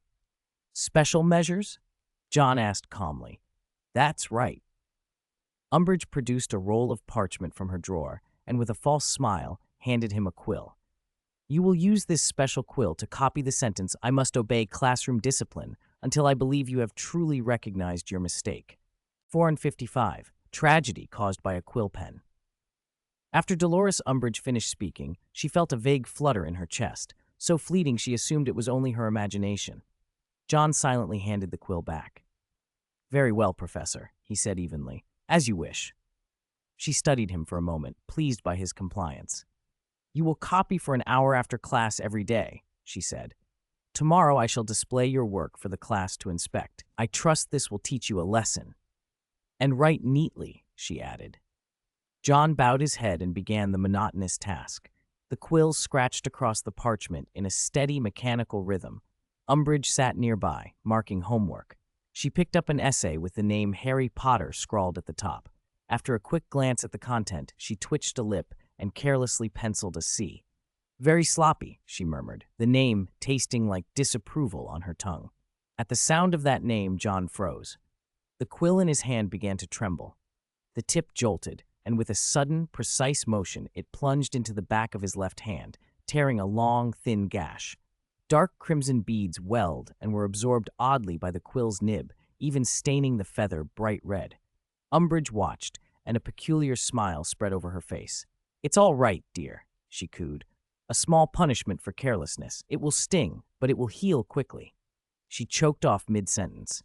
The cut on John's hand had already scabbed over, but beside the scar there was a strange fissure. It ran from the back of his hand up toward his cuff, deep and cracked like parched earth, pale enough to show bone, yet utterly dry, no blood, no warmth. Umbridge's forehead broke out in a cold sweat as she stared, unable to draw breath. Professor Umbridge. John's voice was flat. She looked up into his expressionless face, and a sound like a chair skidding filled the room as she lurched to her feet and stumbled backwards, bracing against the wall. Her voice trembled. You may go. Today's detention is over. For the first time, John allowed a sneer to cross his features. It looked foreign on him, and it would be the last expression she saw from him for some time. He produced a small, inconspicuous wand from his right hand. You've been a little too forward, he said softly. Crucio. A blinding green light shot from the wand and struck Umbridge squarely in the chest. She screamed, collapsing to the floor and curling against the wall. The pain of the cruciatus was instant and total, like 1,000 needles of fire lancing through every nerve. She convulsed, clawing at the carpet, breaking nails, leaving deep scratches across the floor as she writhed. John walked slowly toward her, watching with a small, cruel smile. Imperio. He flicked his wand again. The green light this time steadied and sank into her like a chain. The spasms ceased. Her eyes went glassy, her mouth fell slack. She rose and knelt as if pulled by strings. Master, she said in a hollow, obedient voice. John straightened the hem of his robes, nodded once, and walked out of the office without a backward glance, locking the door behind him. The Crucio had left her battered. The Imperious ensured she would follow his commands for now. He had not used everything he might have. If he pushed too far, Dumbledore would sense it. Hogwarts, in Dumbledore's hands, was alive with wards and detectors for very strong dark magic. He had to be cautious. John made for the room of requirement on the 8th floor. He needed rest. The damage to his soul had been growing worse, and a body with an incomplete soul could collapse without warning. He reached the wall that concealed the room, and suddenly the world tilted. He swayed and fell to his knees, then collapsed onto the cold stone. John? John? The voice woke him from the fog. He blinked and saw Harry Potter's worried face looming above him. Harry crouched to help, but John pushed himself up quickly and managed to stand. I'm fine, he lied, hiding his left hand behind his back. Harry let out a small, relieved breath, though concern lingered in his tone. You fell. Thought something had happened. Just a bit tired, John said, trying for calm. Wanted to rest. Harry didn't press him. He paced in front of the tapestry 3 times. The section of stone rolled aside to reveal the door. Harry pushed it open and ushered John inside.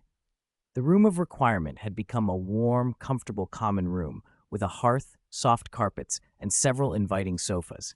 With a casual flick of his hand, Harry produced a small flame and set it to the kindling in the fireplace. John's eyebrows rose in surprise. Wandless magic? He murmured. Harry shrugged as if it were ordinary. Yeah. John sank onto a sofa. Harry went to a nearby shelf and picked up a book he'd left there earlier, settling to read while John rested. The fire crackled, and for a little while the room was quiet enough for John to breathe. 456, exposed. John watched Harry from the corner of his eye. Harry pretended nothing was wrong, flipping through the book in his hands and occasionally nodding at some passage. John relaxed a little. His disguise had not been blown, or at least not yet. He glanced at his left hand. The strange crack had spread since earlier, webbing up his arm. Gray, decaying energy flickered under the skin like bruised lightning. I can keep this up for 3 days at most, he told himself. Maybe not even that long. If Dumbledore noticed, he might be exposed by tomorrow. The thought made him sigh. Being found out here would be awkward, but the room of requirement might help. Nothing that happened inside would be known outside. John looked at Harry, who was utterly unguarded, and smiled. He drew his wand from his waist and gave the door a light, practiced flick. A stream of pitch-black mist poured from the wand tip and crawled along the door like a living thing, sealing the exit. Harry looked up from his book, puzzled. "John, what are you doing?" John rose slowly, keeping his wand leveled at Harry. He smiled in a way that made Harry uneasy, a smile that stretched too far. "Harry Potter, the game is over. Drop your wand. Let me see what you can do." Harry froze. Was John trying to duel him in here?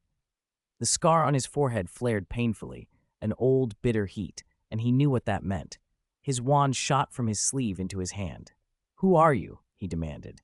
John's voice changed, hoarse and cold. "Have you still not recognized me?" A sinister tone now wrapped around the words. A wave of malignant presence rolled off him. Harry gripped his wand. He had a suspicion. His scar's pain confirmed it. "Lord Voldemort," John said softly, as if offering the name on a plate. "Voldemort." "No, John," paced in front of him like a man discussing the weather. "Before we begin, any last words? We have a few minutes." He sounded unshakably confident, as if Harry were already defeated. Harry forced his breathing steady, cold sweat creeping down his temple. He knew he couldn't win a straight fight. While Voldemort talked, Harry slid a wooden amulet from inside his robe and snapped it hard. It was an emergency contact device given to him by his teacher, Vincent, also a locator. Breaking it would send an alert and a location to Vincent, who would rush over. Voldemort laughed, cutting off any hope. "It's useless. Did you think I wouldn't notice? Nothing leaves this room." Harry remembered at once. The room of requirement could seal itself from the outside. With Voldemort's added wards, a distress signal would be trapped as well. His stomach dropped, but he kept stalling. Maybe someone would sense the disturbance anyway. Voldemort did not seem in a hurry. He delighted in watching his prey squirm. "Why did you come to Hogwarts?" Harry asked, buying time. "Just to kill me? To kill you?" Voldemort scoffed.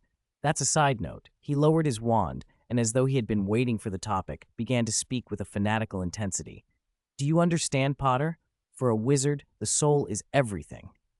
Harry's eyes flicked to the book still in Voldemort's hand, the one he'd seen earlier about soul research. He thought of what Vincent had told him about Horcruxes. He knew what splitting a soul meant. Voldemort's voice grew obsessed. "No matter how mortal the wound, if the soul remains, you can be resurrected, kept from final death." He seemed almost joyful. "Isn't that marvelous?" Harry nodded outwardly, though the motion was only to keep him talking. He had heard about Horcruxes and the cost of splitting a soul. "Yet it's wasteful," Voldemort snapped, anger quivering in the words. "Splitting the soul, what a desecration. Why destroy what should be whole? I want a complete, eternal, perfect soul." He's insane, Harry thought. Had Voldemort come to Hogwarts to gather soul fragments? Were Horcruxes here in the school? The idea chilled him. Voldemort's gaze pinned Harry. He licked his cracked lips, lifted his wand again, and smiled with cruel patience. "Time's nearly up. Let us begin our long-awaited duel, Harry Potter." 457. John's true identity. Avada Kedavra. As expected of Lord Voldemort, his opening move was the killing curse. The blinding green beam tore through the air straight at Harry's life. Luckily, Harry had been ready. He rolled to the side and ducked behind the sofa. The green light grazed his hair before punching a huge hole in the wall behind him. He wondered briefly whether the room of requirement could repair itself. Expelliarmus! Harry darted out from cover and fired a red bolt at Voldemort. Voldemort waved his wand dismissively. The red light slid off as if he had brushed away dust. "Too weak, Potter," he sneered.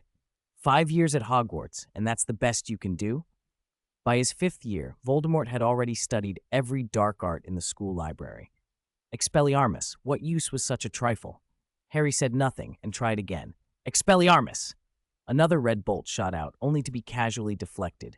Voldemort didn't even use a shield charm. He neutralized the attack with precise wand work. Truly disappointing. The deflected spell curved in midair and struck from behind. Voldemort twisted aside, but the bolt nicked his left arm and tore a rip in his robes.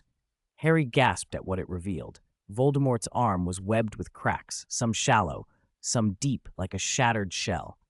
Deathly energy drifted along those fissures, and the whole limb looked as if it might collapse at any moment. "You won't last much longer," Harry said, staring. Voldemort didn't answer. He knew his condition. He had recovered some Horcrux fragments, but he had split his soul so many times that it remained unstable.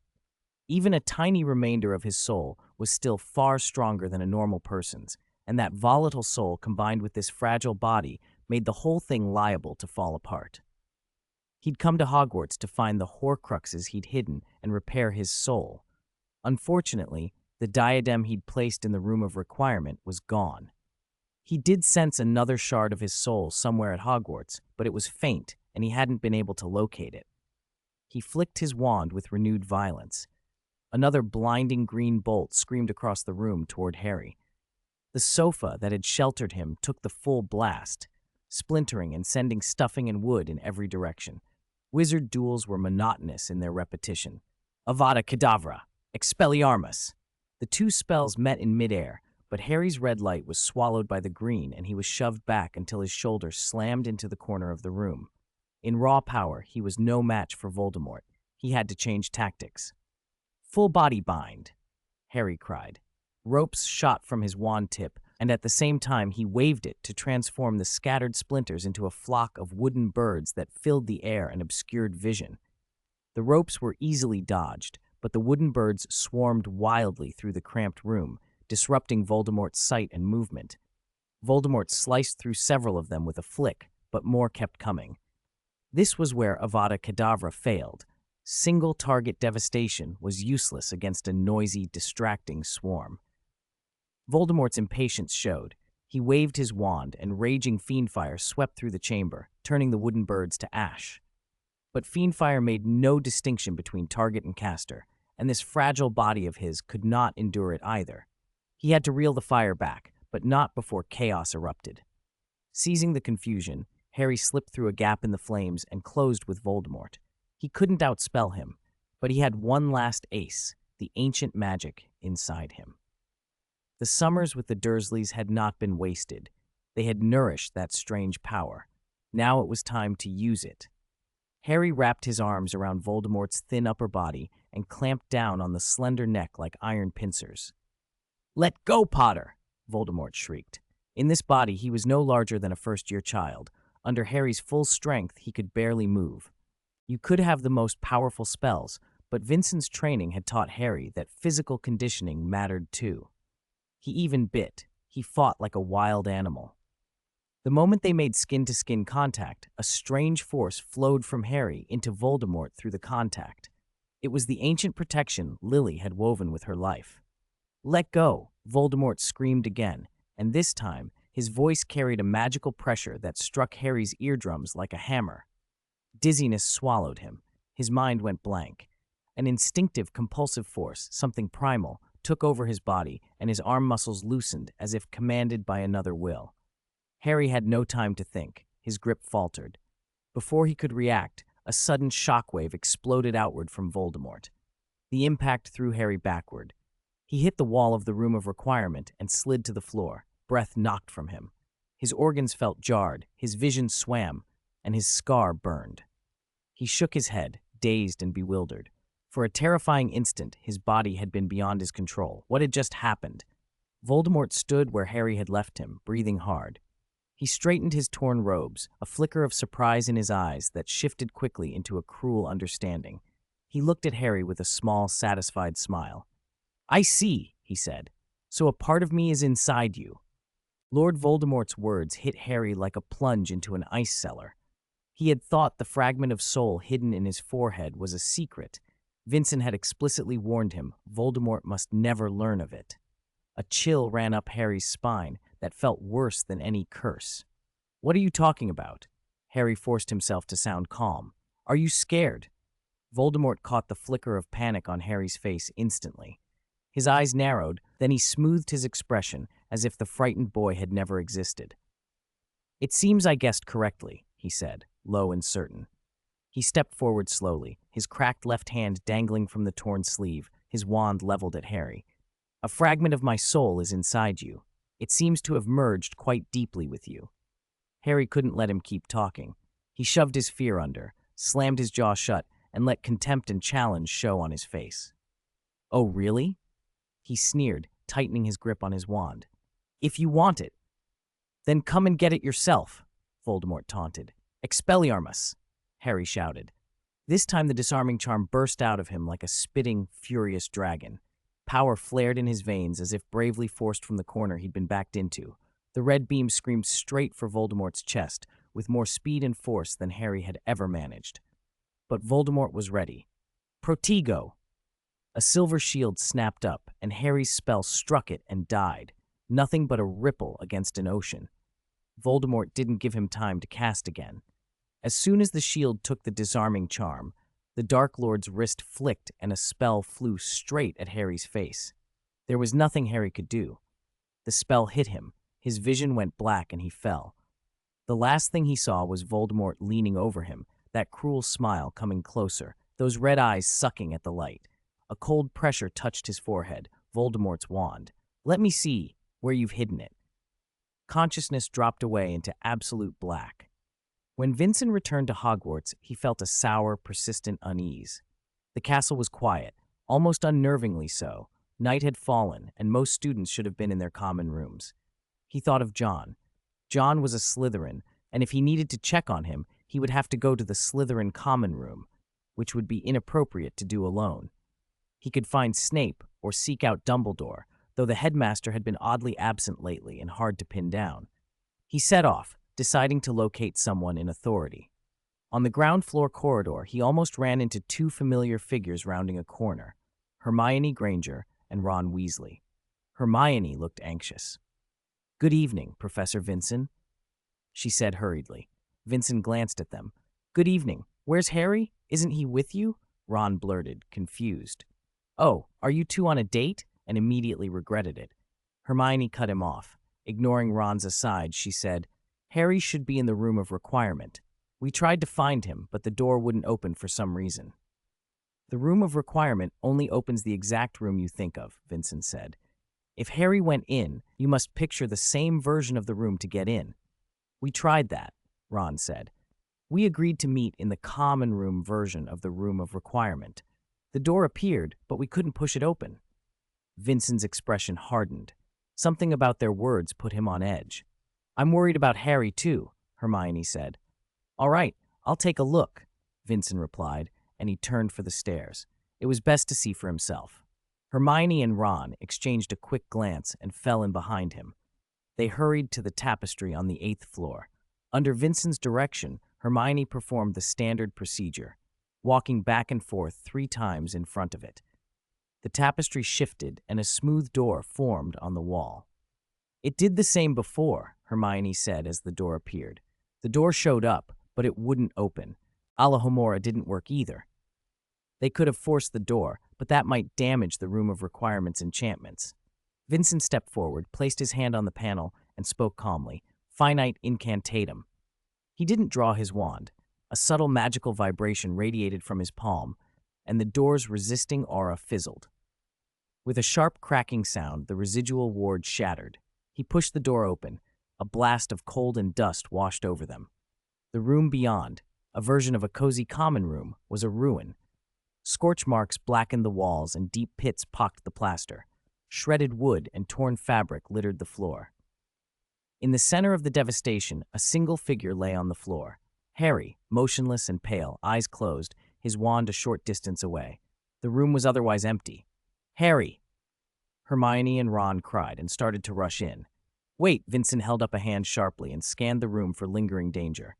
A stifling residue of dark magic clung to the air. This was not something Harry had done.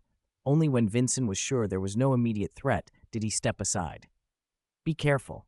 Don't touch anything. Hermione and Ron were by Harry in an instant, collapsing to their knees beside him. Vincent joined them and checked for breath and a carotid pulse. Harry was alive, but barely. While he stood in the doorway, he had already sent a diagnostic to the Tree of Wisdom. It responded almost at once. The readout was grim. Harry's soul integrity registered at 99%. Vincent's face tightened. A fragment of Harry's soul was missing. The same kind of damage his sister had suffered, though not as severe. He felt the weight of it in his chest. 459. Etiology. Professor, what happened to Harry? Hermione's voice trembled with the edge of a sob. Ron was pale beside her. Harry is alive, but he was attacked, Professor Vincent said curtly as he checked Harry over. Finding no severe external wounds, he continued. Judging by the state of the room, there was a fierce fight. Who would fight Harry here? Hermione's voice cut off as her eyes fell on scorch marks on the wall. She shivered. These magical traces? They're very dark. Vincent's expression hardened. He slung Harry across his back and ordered, I'm taking him to the hospital wing. You two go find Dumbledore right away. His office is the closest. If he's not there, find Professor McGonagall. They ran off without another word. 10 minutes later, Harry lay on a bed in the hospital wing, while Madame Pomfrey ran a brisk, professional examination. It's a coma and a few scrapes, she judged. Nothing that should be life-threatening. If only it were that simple, Vincent said softly. Soul damage was a serious injury. He knew that from what had happened to his sister. Harry was in the best possible state he could be in now, unconscious, not dead by a stroke of luck. The fact that someone could split a soul and still be alive, as Voldemort had, was a terrifying anomaly, but Voldemort was Voldemort. There were other differences to consider. Actively splitting a soul was not the same as having it split by someone else, and most puzzling of all, why had the attacker not finished him? Whoever had targeted Harry had intended to kill, yet Harry had survived. The questions hung heavy in Vincent's mind. The doors to the hospital wing opened. Dumbledore came in first, followed by McGonagall, Snape, and then Ron and Hermione. The ward filled with a hush of alarm. Dumbledore's gaze rested on the unconscious boy. What happened? Harry was attacked in the room of requirement, Vincent replied, about 30 minutes ago. The room of requirement? Dumbledore repeated. Tell me everything you saw, Professor Vincent. Vincent told what little he knew. He had arrived to find Harry already down, the room devastated. One detail in his description caught Dumbledore's attention. Traces of dark arts? Dumbledore asked. Vincent nodded. Very strong, likely the killing curse or crucio. Dumbledore's face darkened. The killing curse? Crucio? Professor McGonagall shook her head in disbelief. Who would dare use such dark arts at Hogwarts? This is intolerable. Snape, standing nearby, looked at Harry with an unreadable flicker through his eyes. To cast that level of magic and get into the room of requirement, that is not something an ordinary student could manage. It certainly isn't, Vincent agreed, glancing over everyone before fixing his eyes on Dumbledore. In fact, I have a suspect. All attention snapped to him. Who? McGonagall demanded. John Selwyn. The name landed like a blow. For a moment, no one spoke. Madame Pomfrey blinked in puzzlement. She did not know the name. John? Hermione was the first to react aloud. How is that possible? He's only a first year. Ron, beside her, nodded furiously, shocked at the accusation. Professor McGonagall frowned. John Selwyn? From Slytherin? Vincent met their stunned faces and nodded gravely. I know how impossible that sounds, but I can at least say that this incident is connected to him. Dumbledore accepted Vincent's assessment without argument. He turned to Snape with a tone that brooked no refusal. Severus, bring John Selwyn here straight away. Handle him carefully, but make sure he comes. Snape looked once at Vincent, gave a curt nod, and left like a shadow. After Snape went, a heavy silence settled over the ward. Everyone turned back to Harry. Hermione broke the quiet, voice small. When will he wake up? Madame Pomfrey checked Harry's eyelids and pulse again, her face knitting into a frown. It appeared to be a simple coma physiologically, but after Vincent's description, she looked unsettled. Hard to say, she admitted. Physically, he seems to be in a deep sleep. Yet, she paused and chose her words. We need to keep him under observation for a while. Vincent fumbled in his pocket and produced a small transparent pouch. Inside were a few clear, tender green leaves. Madame Pomfrey looked at them, puzzled. What are those? They might help, Vincent said. The leaves were from the tree of wisdom. He had recently noticed that they seemed to stabilize the soul.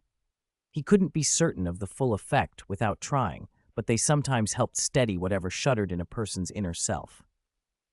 Madame Pomfrey's expression tightened. Professor Vincent, I advise against administering anything you please.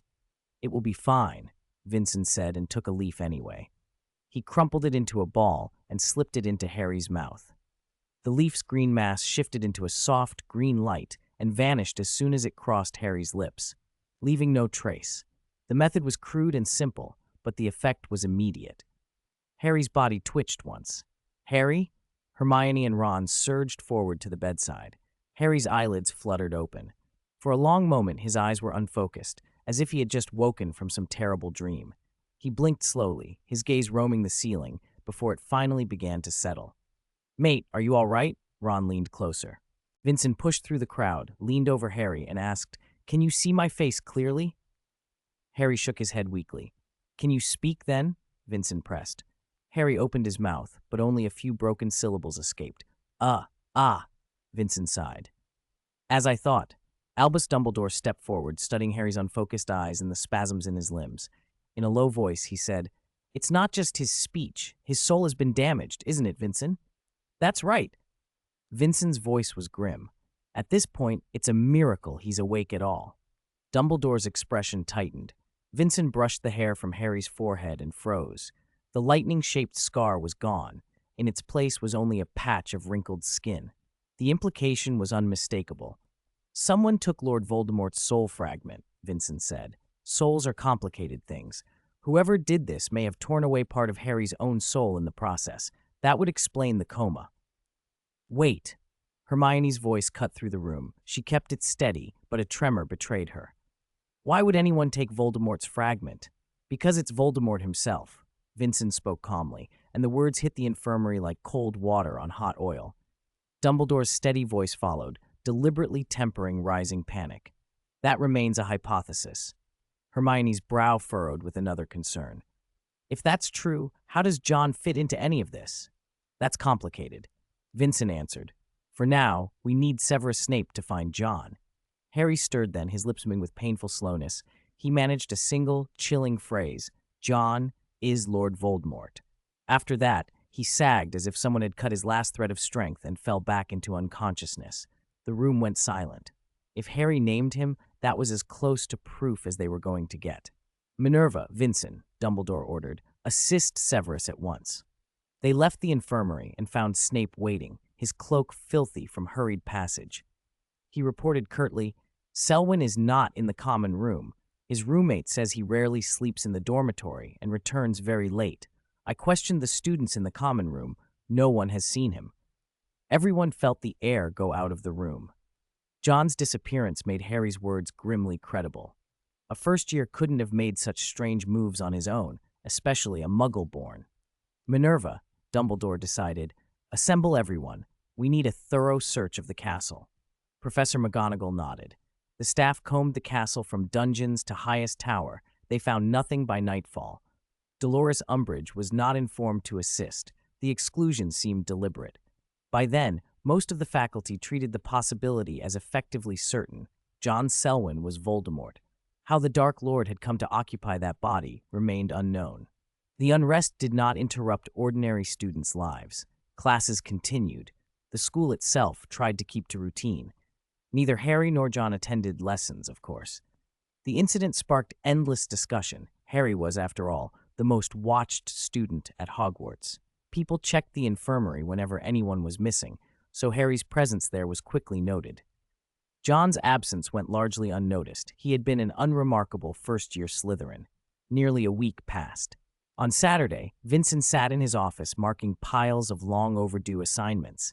Harry remained unconscious. In the days since the attack, Vincent had tried potions and a variety of remedies. The Tree of Wisdom's leaves had been used more than once, but with no decisive effect. The leaves contained some soul energy, Vincent knew, but not enough to mend what had been torn away. At best, they could ease the pain. A knock at the door interrupted his thoughts. Come in. Hermione slipped inside, her face pale and rimmed with dark circles from lack of sleep. Professor Vincent, she said without preamble. "I need to go into the restricted section of the library. I need a professor's permission slip." "For Harry?" Vincent asked. She nodded so hard her hair fell forward. He could see the resolve in her. She wanted to find anything that might help. Vincent signed a permission slip allowing her to borrow any books she needed. "Don't anger Madame Pince," he warned lightly. Hermione left at once. As she shut the door, Vincent remembered that John had come to him for a permission slip some time earlier. He had been casual then, answered a few questions, and signed off. The memory pricked his curiosity. If John had been Voldemort, his borrowing record might offer clues. Vincent went to the library. He explained his purpose to Madame Pince, who scowled and pulled the recent lending records. As she sorted through the parchments, her frown deepened. "Many different kinds, and very odd," she muttered, handing him a dense roll of parchment crowded with names and titles. Vincent unrolled it and began to read. The list was long.